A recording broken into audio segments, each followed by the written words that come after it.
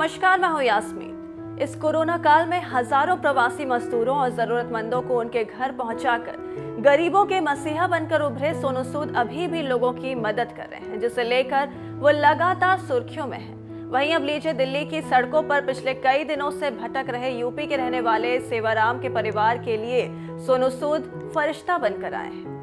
दबंगों की प्रताड़ना से परेशान होकर घर छोड़ चुके सेवाराम के परिवार ने राष्ट्रपति को पत्र लिखकर इच्छा मृत्यु की मांग की हुई है। इस खबर को एक लीडिंग वेबसाइट ने 29 तारीख को प्रमुखता से छापा।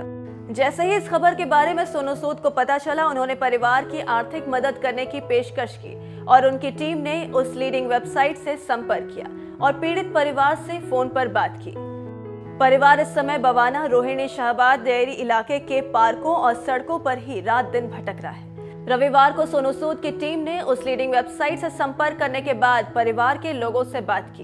इस दौरान सोनू सूद की टीम ने परिवार को दिल्ली के बवाना या इसके आसपास के इलाके में ही कहीं रेंट पर मकान दिलाने की भी पेशकश की है, जिससे कुछ महीनों का रेंट भी सोनू सूद ही देंगे। इसके अलावा परिवार के लोगों के लिए 2 महीने का राशन, कैंसर पीड़ित सेवाराम की बहन के लिए 2 महीने की दवाइयों का भी खर्च सोनू सूद ने उठाने की पेशकश की है।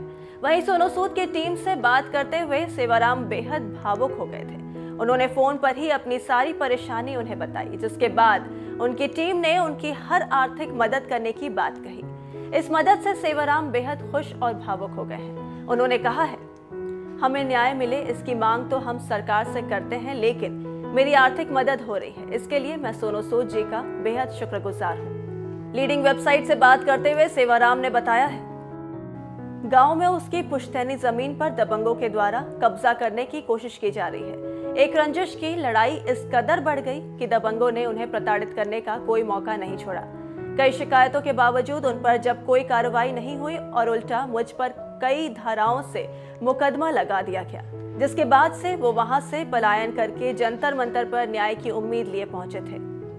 बता दें कि सेवाराम की मां 72 वर्षीय भारतो देवी देख नहीं पाती हैं। उनकी पत्नी चंद्रा 6 महीने की गर्भवती है, 3 छोटे बच्चे हैं और एक कैंसर पीड़ित बहन है। ये यूपी के जिला बागपत बड़ौद के कंडेरा गांव के रहने वाले हैं। आंखों में आंसू लिए चंद्रा देवी ने बताया है, वो तो किसी तरह भूखी रह जाएंगी, लेकिन छोटे बच्चों के खाने पीने के लिए लोगों से पैसे मांगने को मजबूर होना पड़ रहा है।